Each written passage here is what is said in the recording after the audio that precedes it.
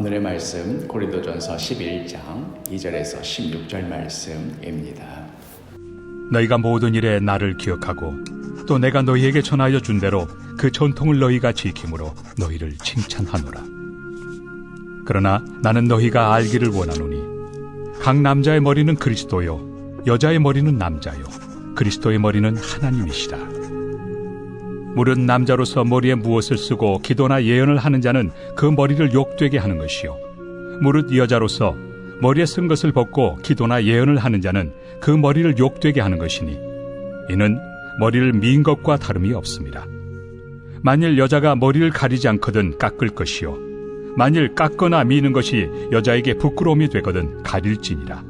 남자는 하나님의 형상과 영광이니 그 머리를 마땅히 가리지 않거니와 여자는 남자의 영광이니라.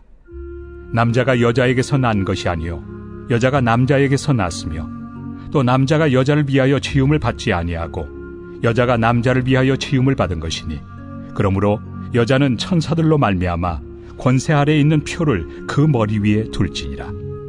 그러나 주 안에는 남자 없이 여자만 있지 않고 여자 없이 남자만 있지 아니하니라. 이는 여자가 남자에게서 난 것 같이 남자도 여자로 말미암아 났습니다. 그리고 모든 것은 하나님에게서 났느니라. 너희는 스스로 판단하라. 여자가 머리를 가리지 않고 하나님께 기도하는 것이 마땅하냐? 만일 남자에게 긴 머리가 있으면 자기에게 부끄러움이 되는 것을 본성이 너희에게 가르치지 아니하느냐? 만일 여자가 긴 머리가 있으면 자기에게 영광이 되나니 긴 머리는 가리는 것을 대신하여 주셨기 때문이니라.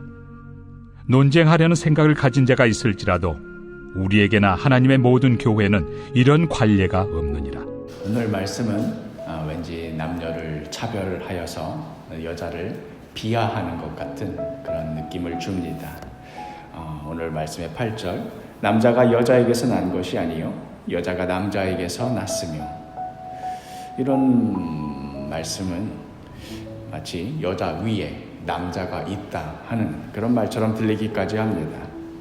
전에 바울이 갈라디아 교회 성도들에게 쓴 편지 중에 갈라디아서 3장 28절 너희는 유대인이나 헬라인이나 종이나 자유인이나 남자나 여자나 다 그리스도 예수 안에서 하나이니라 라고 쓰면서 그리스도 예수 안에서 유대인이든 헬라인이든 자유인이든 종이든 남자이든 여자이든 모두 다 하나라고 말했던, 정말 그렇게 강조했던 것을 생각해 보면 오늘의 말씀은 더더욱 의아해집니다. 사도 바울이 선교 초기에는 여성에 대해서 우호적이었다가 후기로 가면서 점점 비우호적으로 변하였는가 이런 생각이 들 정도이지요.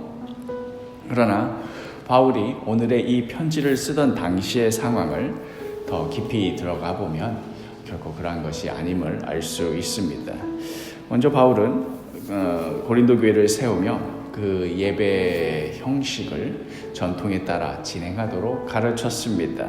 여기에서 이제 전통이라 함은 유대교 회당에서의 예배를 드리는 그러한 형식을 말하는 것입니다. 오늘 말씀의 2절에 너희가 모든 일에 나를 기억하고 또 내가 너희에게 전하여 준 대로 그 전통을 너희가 지킴으로 너희를 칭찬하노라. 그런데 이제 그 유대교 회당의 그 예배드리는 전통에 따라서 예배를 드리는데, 근데 유대교 회당의 형식의 예배에서는 남자와 여자가 한 공간에서 예배를 드리는 것은 꿈도 꾸지 못할 일이었습니다. 우리나라 초기 기독교 역사 가운데도 이런 일이 있었지요. 지금도 이 전라도 금산에 나와 있는 기역자 교회를 생각해 보시면 기역자로 교회를 만들어서 한쪽에는 남자만 앉고 한쪽에는 여자만 앉도록 하여서 서로 남녀가 쳐다볼 수 없게 만드는 그러한 예배당 말이지요.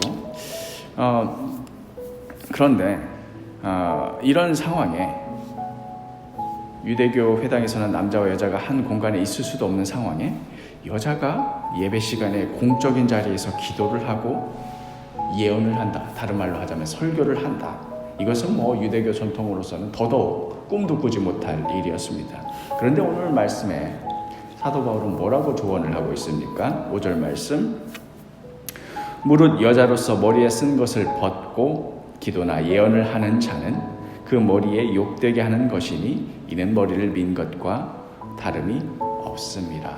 이 말씀의 핵심이 여자는 그 권위가 떨어지니까 예언도 하지 말고 기도도 하지 말라가 있는 것이 아니라 그것은 하는 건데, 그건 당연한 것인데, 그런데 머리에 무엇을 쓰고 하라는 그런 말씀입니다.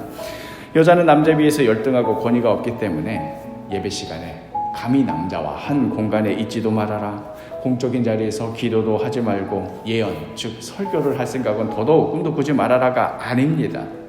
바울은 유대교적 전통 위에 예배의 형식을 세웠지만 동시에 그 전통 위에 그 안에서 그리스도 안에서 나타난 참 자유를 드러낼 수 있는 방식으로 발전시켰습니다.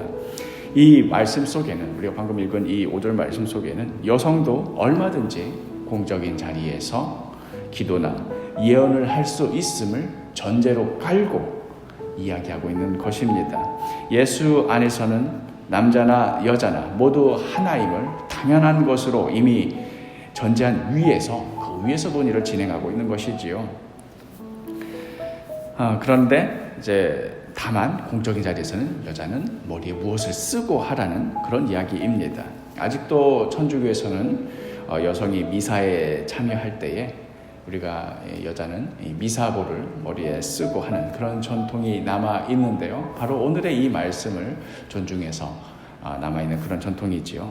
당시 그리스 로마 문화권에서 공적인 자리에서는 품위가 있는 여성이라면 모두 다 머리에 무엇을 써서 자신의 머리카락을 가리는 것이 합당한 예였습니다. 다른 말로 하자면 머리에 아무것도 쓰지 않고 공적인 자리에서 나서는 것은 성적으로 개방적이거나 문란한 그런 이미지를 주기도 하였습니다.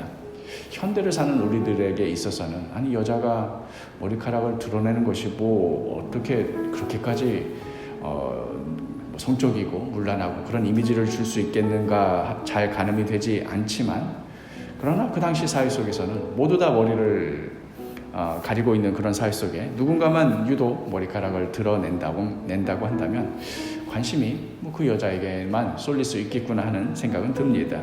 그래야 해서 바울이 이제 오늘의 말씀을 통해서 강하게 지적하는 것이지요.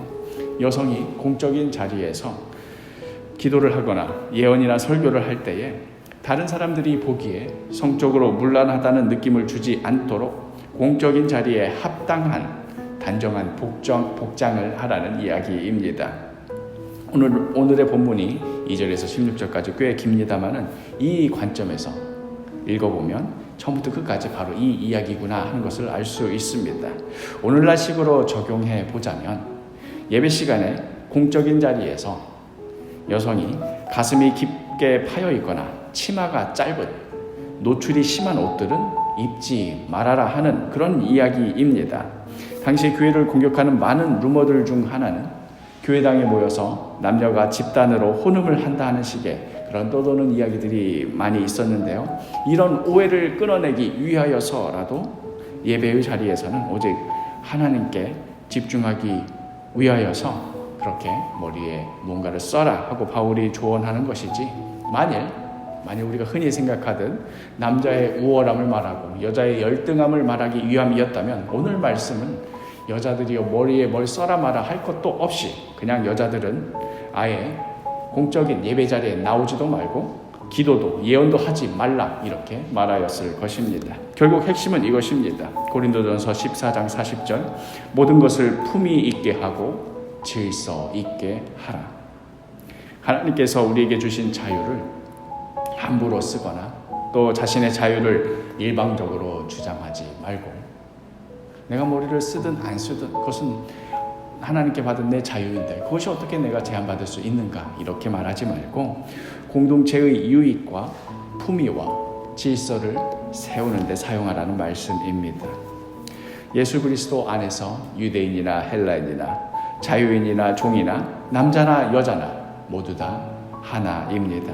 예수님을 통하여 우리가 누리게 된 너무도 귀한 자유입니다. 그러나 우리가 이러한 자유를 얻었다고 하여 마음대로 써서 된다는 의미는 아닙니다. 나 자신의 유익만을 쫓기보다는 공동체의 유익을 위하여서 공동체의 품위와 질서를 세우기 위하여서 우리의 자유를 사용해야 합니다. 오늘 하루도 예수 그리스도 안에서 누리는 이 자유를 마음껏 누리시되 품위 있게 또 질서 있게 살아가시는 복된 하루가 되기를 간절히 축복합니다.